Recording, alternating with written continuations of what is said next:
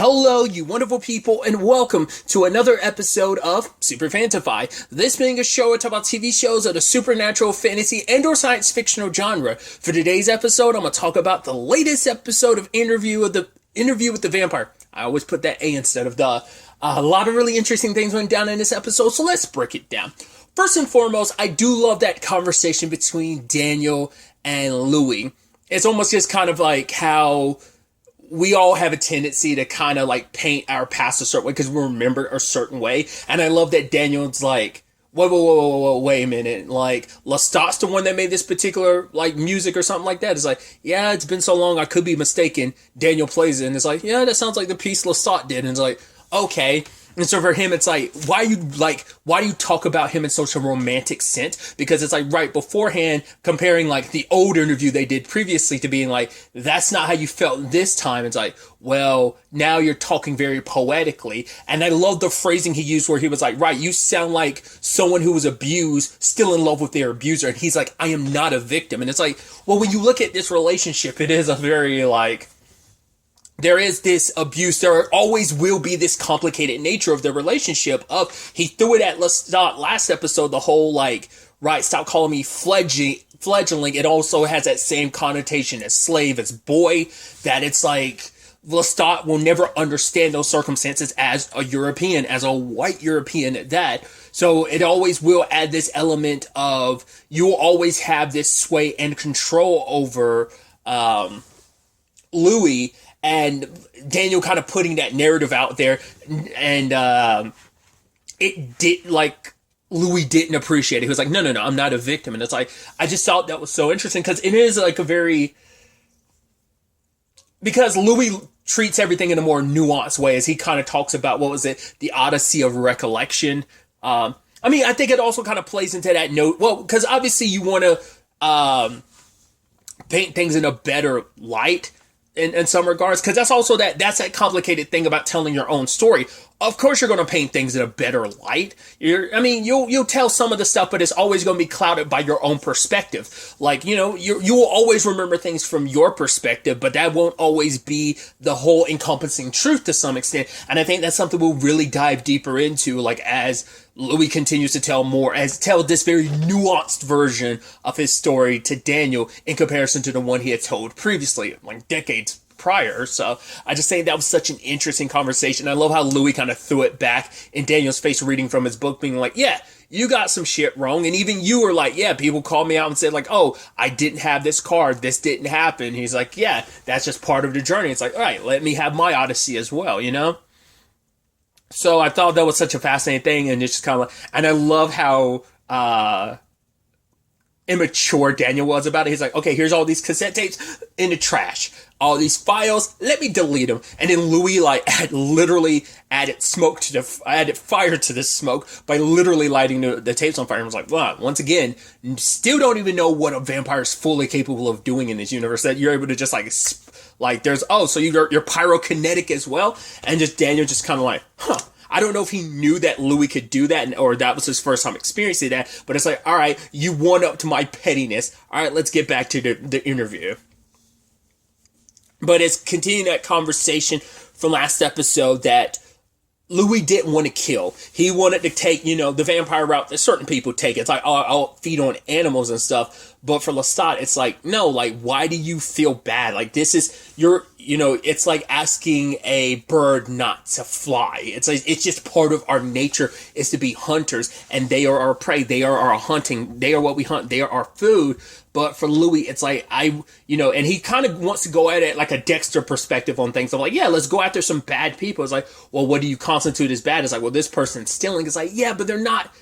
I mean, well, what about this person and this person? It's like, right, he has his very conditions about like, well, this person is stealing from like other people, like very like people who have little to nothing, so it makes him an extra terrible person, so let's kill him. But even when given the opportunity, well, because Lestat still makes a sport out of it because he enjoys the painfulness of it. So what does he do? He's like, oh, I messed up the guy's spine. The only thing, like him moving like he is now, yeah, that's just him spasming, so don't even worry about it. He's paralyzed, he can't move.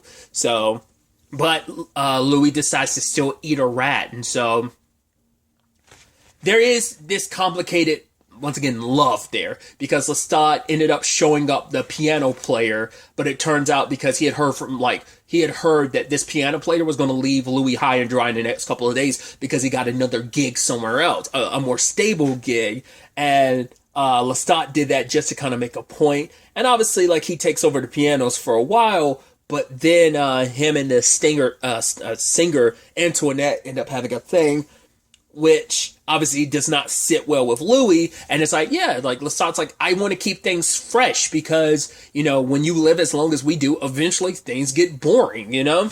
So it's like, right, as long as, like, he's like, yeah, you can have whoever you want to, just as long as you come back to me, come home to me. Like, yeah, fuck whoever you want to, it's fine, that's what I'm gonna do too. But you could tell it immediately bothered him the moment, Jonah came into the picture, because it was a different thing. And even with Antoinette, and Louis was looking up, he wanted Lestat to see, he wanted to make him point, because he didn't want to make him jealous.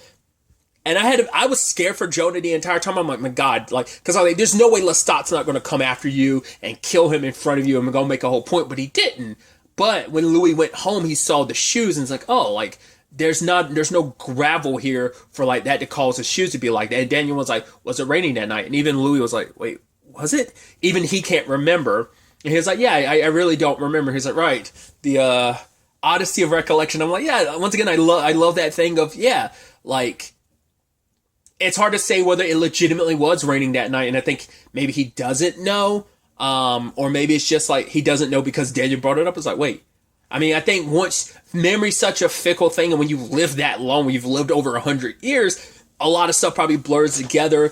I mean, and it goes into that interesting conversation about memory. This is something I heard. I think there is scientific proof of that, but I don't know. Something I always heard about memory and I thought was interesting is when you're remembering something, you're only remembering the memory of remembering it. That the original memory gets so diluted because every time you're remembering something, it's like you're remembering that memory. So it there's almost like deep layers of inception of remembering. So that's why like details end up changing. And it's not just because we shift the narrative for our own sake to make ourselves seem better or whatever the case may be. Sometimes it is simply just the nature of things. And when you've lived that long, those memories blur and you can't quite remember things, and you remember things a certain way, but it's like, right, is that just because I remember things that way, just because I've remembered so often and now I'm all like, I can't remember the actual memory anymore, but just remembering the memory? Or is it just, yeah, I am an unreliable narrator and I shifted things just for my own sake? I mean, Louis still paints himself in not the best picture because he does try to give this rounded view of himself, but I still feel like you can never ever give an honest opinion of yourself. And I think maybe as someone like me, who I am my biggest critic, I have so many self-esteem issues. Like there's a lot of me rooted in me that I will never be able to give an honest opinion about myself. You ask me like, oh, this thing you did, do you think it was good? I was like, no, it sucked. Just because, we're all our worst critic. But I think Louis is attempting to try and be very well-rounded in it. But I think even he's going to be blinded by, once again, perspective and, I just don't think it's going to be 100% the story he kind of wants to be. And Daniel is someone who will call him out on his BS. I mean, kind of did before and kind of still doing it now.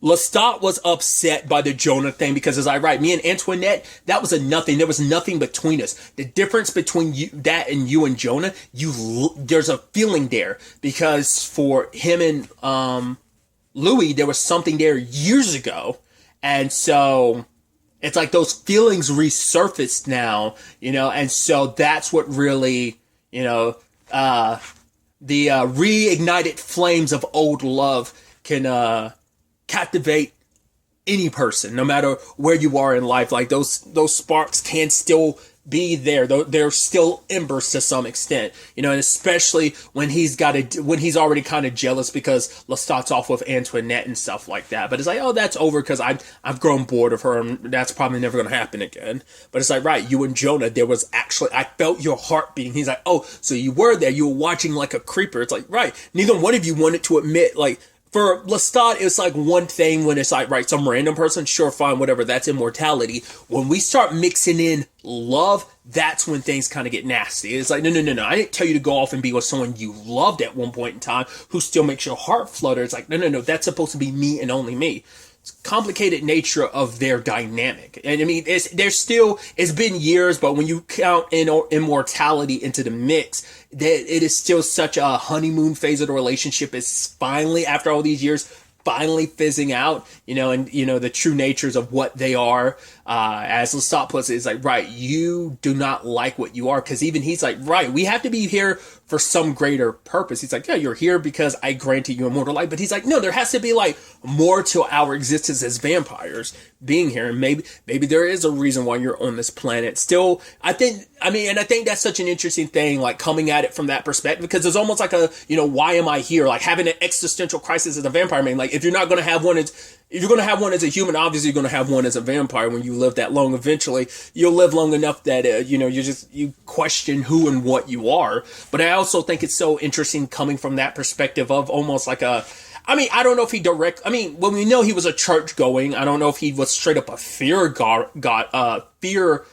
God-fearing person. Jeez, I kept saying that wrong. But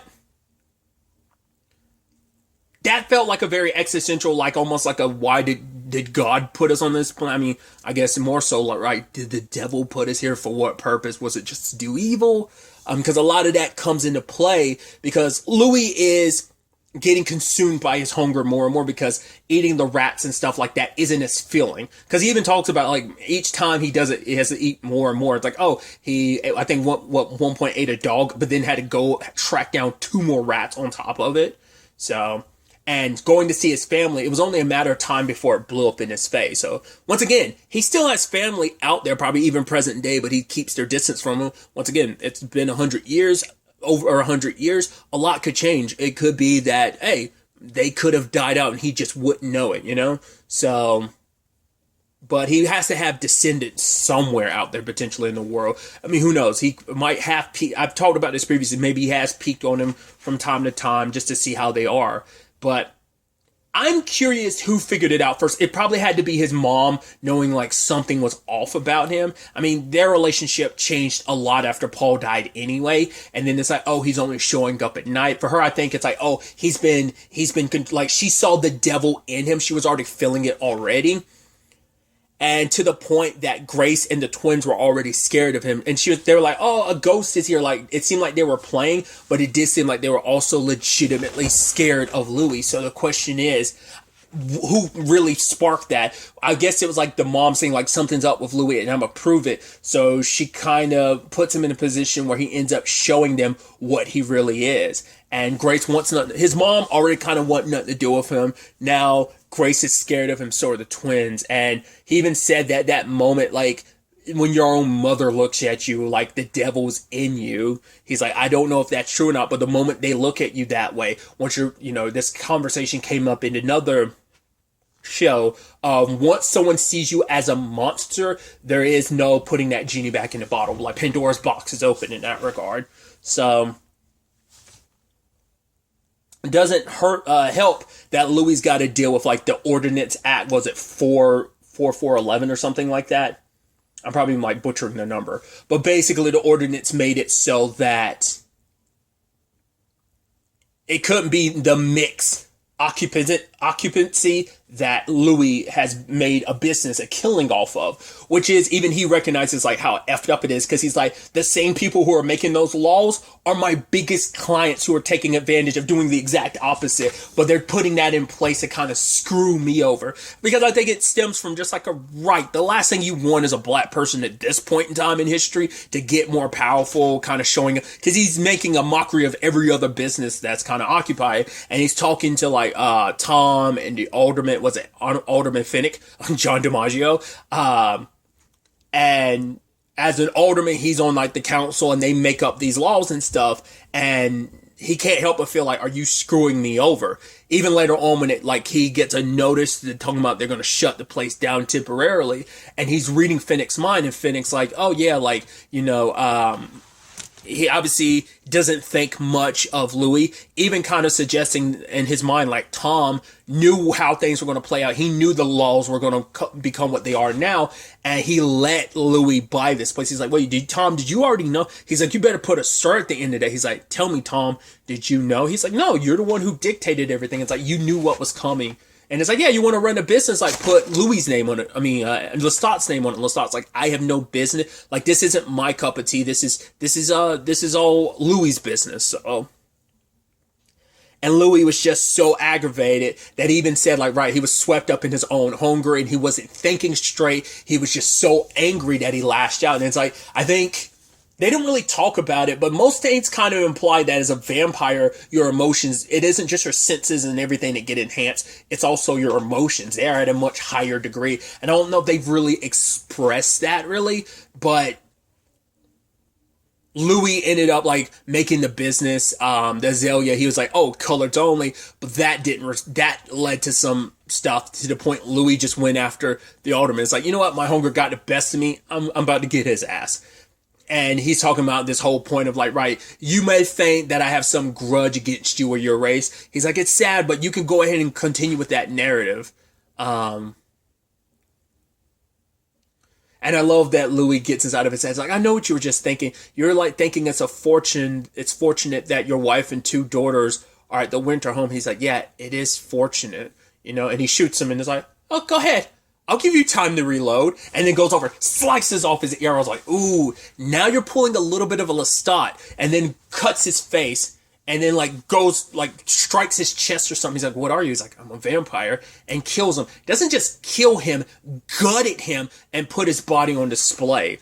But that sparked a fire, and now like other people, his people, are suffering the ramifications for it. And he's like, no, everything I did was for my people. And Lestat's like, no, you didn't. The way you probably like smiling when he begged for his life. The fact is, you put him on display like some art piece. So he's like, and Lestat's enjoying it because that's what he wanted. He wanted Louis to embrace more of what he is. It's like, yeah, who cares, about the people. But for Louis, it's like, right, you saw what was going on and you decided to do nothing. It's just like, you wanted this to happen to some extent because it was almost like this.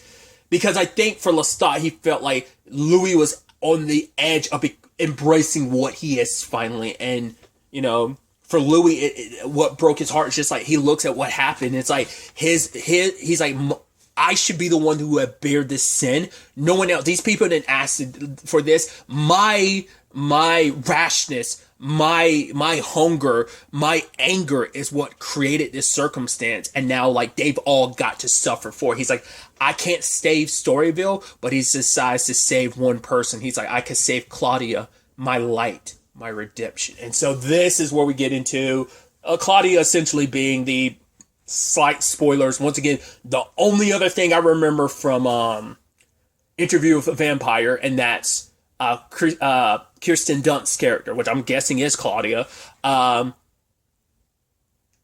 Once again, it's just one of those things when like you look back on something, you're like, can't believe that was so and so. It's like, yeah, it still blows my mind to be like, oh yeah, that was Kirsten Dunst back in the day. That's kind of like wild to me for whatever reason. I don't know why. It's just one of those things that you're just kind of like, oh, it's kind of crazy when you realize like what actors were playing certain people. You're like, oh, that kid in that thing. It's like, yeah, it's this well-known actor. I'm like, oh, I had no idea. So Claudia, because of that, like that's who she is. So that's going to be interesting to see. Once again, I only remember those few things. I remember how that story plays out. I'm curious.